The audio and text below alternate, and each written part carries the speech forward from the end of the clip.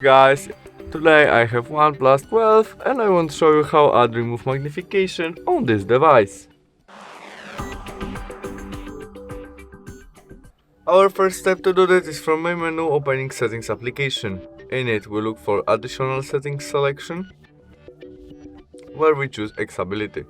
Now vision, and there we have magnification. To turn on it we press there and switch on.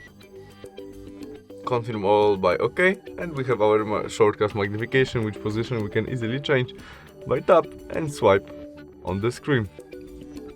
To zoom our screen we press on it and tap on our screen. We can change position of our zoom using two fingers and swipe where we want. To turn off it we press again on our shortcut icon. And that's all. Thanks for watching, see you soon, bye!